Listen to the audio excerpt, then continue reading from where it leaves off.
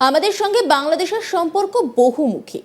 এই সামান্য ইস্যুতে নাকি কিছু এসে যাবে না। তাহলে কি বাংলাদেশে হিন্দুদের এইভাবে শেষ হতে দেখব? আমরা একাধিক ইস্যু যেমন বাণিজ্য, যাতায়াত, পর্যটন ইত্যাদি চালিয়ে যাব। বাংলাদেশে থাকা ভারতীয় হাই কমিশনারের পর্যবেক্ষণে কড়া জবাব বিজেপি নেতার। তিনি বলছেন যে হিন্দুরা শেষ হয়ে যাচ্ছে আর আমরা একাধিক ইস্যু যেমন বাণিজ্য, যাতায়াত, পর্যটন ইত্যাদি চালিয়ে যাব। বাংলাদেশের সংখ্যালঘুদের ওপর দিন দিন অত্যাচার বাড়ছে। শেখ হাসিনার সরকারের পতন হওয়ার পরে বাংলাদেশের হিন্দুদের উপর অত্যাচার সারা বিশ্বে আলোচনার বিষয় হয়ে উঠেছে এবং এই পরিস্থিতি সত্যিই উদ্বেগজনক। এরই সঙ্গে পাল্লা দিয়ে বাড়ছে ভারত বিদ্বেষ। এদিকে বাংলাদেশের হিন্দু নির্যাতনের প্রতিবাদে ইতিমধ্যে রাস্তায় নেমেছে বিজেপি। এবার বাংলাদেশ পরিস্থিতি নিয়ে হাই কমিশনারের ভূমিকা নিয়ে প্রশ্ন তুলে দিলেন বিজেপি নেতা তথাগত রায়। এক্স হ্যান্ডেলে পোস্ট করেছেন তিনি। কার্যত বাংলাদেশে থাকা ভারতীয় হাই কমিশনারের পর্যবেক্ষণ নিয়ে প্রশ্ন তুলেছেন তিনি। আর তাতেই তিনি পরিষ্কার লিখেছেন, প্রণয় বর্মা, বাংলাদেশে থাকা ভারতীয় হাই কমিশনারের পর্যবেক্ষণ আমাদের সম্পর্কটা বহুমুখী। সেটা একটা ইস্যুতে কমে যাবে না। হিন্দুদের মরতে দিন, তাদের শাস্তি পেতে দিন। আমরা একাধিক ইস্যু যেমন বাণিজ্য, যাতায়াত, পর্যটন ইত্যাদি চালিয়ে যাব। একটা ব্যাখ্যা দিন। কি বিস্ফোরক মন্তব্য, একবার ভাবুন। তবে এখানেই থেমে থাকেননি বিজেপি নেতা তথাগত রায়। তিনি বাংলাদেশের পরিস্থিতি নিয়েও আরও এক পোস্ট করেছেন নিজের এক্স হ্যান্ডেলে। তিনি লিখেছেন, হিন্দুদের উপর যে অমানবিক পদক্ষেপ নেওয়া হচ্ছে বাংলাদেশে, তা নিয়ে ভারতের নীরবতা নিয়ে আমাদের অসন্তোষটা আমি বুঝতে পারছি। কিন্তু মোদিজির বিকল্প কি হতে পারে? রাহুল বাবা, সুলতানা, মমতা? আমরা খালি চাইছি সেই 2002 সালের গুজরাটের মোদি ফিরে আসুন। এই নিয়ে পার্লামেন্টে ব্যাপক ঝড় উঠেছে। রানাঘাটের বিজেপি সাংসদ জগন্নাথ সরকারের প্রশ্ন, আমার প্রশ্ন, বাঙালি হিন্দু হওয়া কি অপরাধ? পশ্চিমবঙ্গে কাঁটাতারের বেড়ার ওপারে বাংলাদেশ নামক দেশ বাঙালি হিন্দুদের বেছে বেছে নির্যাতিত হতে হচ্ছে, তাদের আক্রমণ করা হচ্ছে, চিন্ময় প্রভুকে গ্রেপ্তার করে খেতে দেওয়া হচ্ছে না, মা বোনেদের উপর অত্যাচার হচ্ছে, অনুপ্রবেশকারীরা এসে আমাদের ভারসাম্য নষ্ট করে দিচ্ছে। মালদা, মুর্শিদাবাদ, নদিয়া, হুগলি, হাওড়ায় তারা এখানে নির্যাতিত, আর তা সরকারি মদতে হচ্ছে। এখানকার সরকার দর্শক হয়ে যাচ্ছে। এইভাবে প্রশাসন চলতে পারে না। আজকে সরকার কেন নীরব? তাদের পিছনে দাঁড়ানো উচিত। আজকে বাংলাদেশের প্রয়োজন নেই, বাংলাদেশের প্রয়োজন নেই। জগন্নাথ সরকার ঠিক কি বলেছিলেন শোনাব আপনাদের। আমার প্রশ্ন, বাঙালি হিন্দু হওয়া কি অপরাধ? পশ্চিম বাংলার ওপারে, কাঁটাতারের বেড়ার ওপারে বাংলাদেশ নামক দেশটি 1947 সালে তৈরি হওয়া একটি দেশ। সেখানে যেভাবে রাষ্ট্রীয় মদতে বাঙালি হিন্দুদের বেছে বেছে নির্যাতিত হতে হচ্ছে, তাদের আর্থিকভাবে তছরূপ করা হচ্ছে, রাতের বেলায় যেভাবে ধরে ধরে নিয়ে যাকে ধর্মান্তরিত করে ইসলাম করা হচ্ছে সরকারি মদতে, তার বিরুদ্ধে যখন প্রতিবাদের আন্দোলন হচ্ছে, চিন্ময় মহারাজকে, তাদের লিডারকে অ্যারেস্ট করা হচ্ছে, খেতে দেওয়া হচ্ছে না, তাদের মা বোনদের ওপর অত্যাচার হচ্ছে।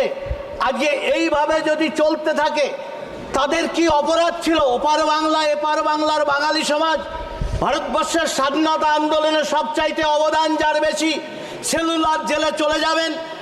693 মধ্যে 400 জন ছেলে ছিল বাঙালি সমাজ, হিন্দু বাঙালি সমাজ, আর তারা আজকে স্বাধীনতার পর নির্যাতিত।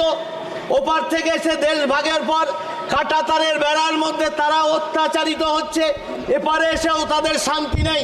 দিনের পর দিন অনুপ্রবেশকারী এসে আমাদের জনসাম্য, ভারসাম্য নষ্ট করে দিচ্ছে।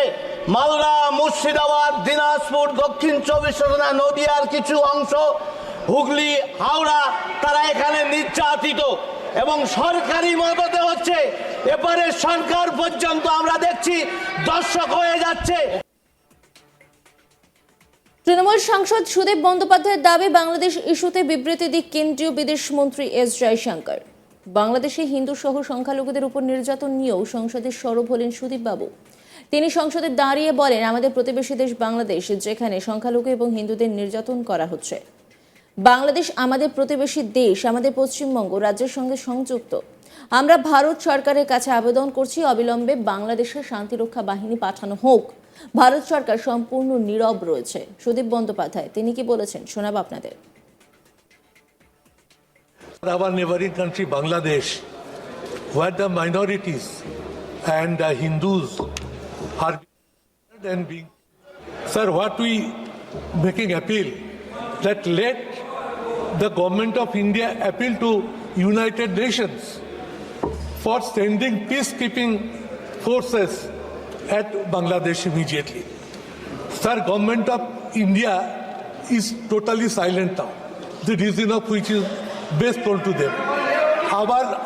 Our appeal that let Minister of External Affairs come to the Parliament and intimate us at the latest position of Bangladesh, what is happening over there.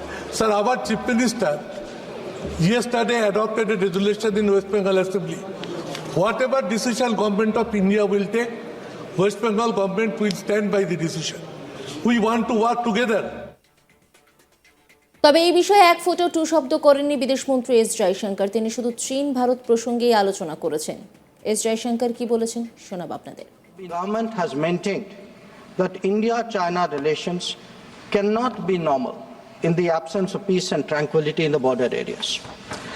The combination of a firm and principled stance on the situation in the border areas, as well as a clearly articulated approach to the totality of our ties, have been the foundation of our engagement with China for the last 4 years. We have been very clear that the restoration of peace and tranquility would be the basis for the rest of the relationship to move forward. Since 2020, our engagement was therefore focused on these objectives. This took place at various levels involving different arms of the government. I myself have had meetings with my Chinese counterpart, as indeed has my senior colleague Raksha Mantriji. Our NSA has also engaged his Chinese counterpart, both being special representatives on the boundary question. More detailed discussions were conducted by the Working Mechanism for Cooperation and Coordination, WMCC, at the diplomatic level. Its military counterpart was the Senior Highest Military Commanders Meeting, SHMC mechanism. The interactions were naturally very tightly coordinated with a combined presence in the negotiations of both diplomatic and military officials.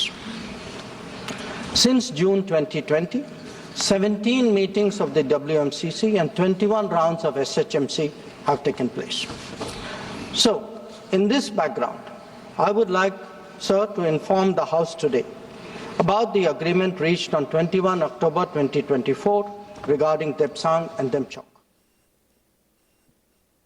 BJP বিধায়ক অসীম সরকার জানিয়েছেন কেন্দ্রীয় সরকারের কাছে আর্জি জানাবো যাতে সব মুসলিমদের বাংলাদেশে পাঠিয়ে দেওয়া হয়। নজর রাখুন আজ তাক বাংলার ইউটিউব স্ট্রিমিংয়ে।